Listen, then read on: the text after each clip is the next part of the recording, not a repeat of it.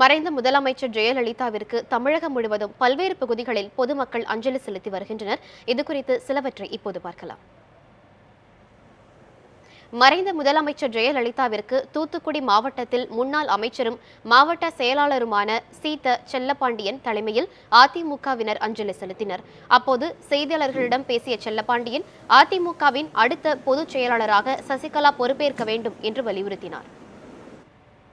மறைந்த முதலமைச்சர் ஜெயலலிதாவிற்கு காஞ்சிபுரத்தில் தமிழ்நாடு கிராம நிர்வாக அலுவலர்கள் முன்னேற்ற சங்கம் சார்பில் அவரது உருவப்படத்திற்கு 50க்கும் மேற்பட்ட கிராம நிர்வாக அலுவலர்கள் மெழுகுவர்த்தி ஏந்தி மலர் அஞ்சலி செலுத்தினர்.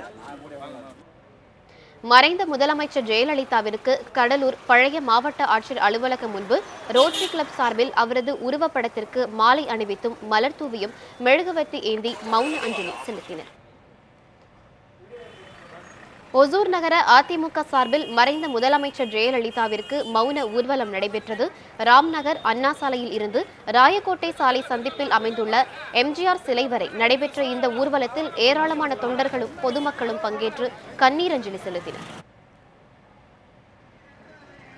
புதுக்கோட்டை மாவட்ட அம்மன்குறிச்சி பகுதியில் மறைந்த முதலமைச்சர் ஜெயலலிதாவின் படத்திற்கு அப்பகுதியைச் சேர்ந்த மக்கள் அதிமுகவினர் சார்பில் மாலை அணிவித்தும் கண்ணீர் அஞ்சலி செலுத்தியும் மௌன ஊர்வலம் சென்றனர். கோவையில் அனைத்து ஆட்டோ தொழிற்சங்கம் சார்பில் மறைந்த முதலமைச்சர் ஜெயலலிதாவிற்கு மலர் தூவி அஞ்சலி செலுத்தினர். இதில் அனைத்து தொழிற்சங்கங்களைச் சேர்ந்த 100க்கும் மேற்பட்ட ஆட்டோ ஓட்டுநர்கள் கலந்து கொண்டனர். மறைந்த முதலமைச்சர் ஜெயலலிதாவிற்கு அஞ்சலி செலுத்தும் விதமாக கோயம்பேடு காய்கறி, பழம் மற்றும் பூ வியாபாரிகள் சங்கம் சார்பில் கோயம்பேடு மார்க்கெட்டை சுற்றி பேரணி நடைபெற்றது.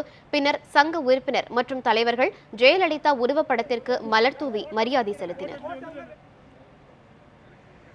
தமிழ்நாடு பாரதிதாசன் பத்திரிகையாளர்கள் சங்கம் சார்பில் தாம்பரம் சண்முகம் சாலையில் மறைந்த முதலமைச்சர் ஜெயலலிதா மற்றும் மூத்த பத்திரிகையாளர் சோ ஆகியோருக்கு 1000 மெழுகுவர்த்தி ஏற்றி அஞ்சலி செலுத்தினர். இதில் முன்னாள் அமைச்சர் TKM சின்னையா உள்ளிட்ட 50க்கும் மேற்பட்ட பத்திரிகையாளர்கள் கலந்து கொண்டனர்.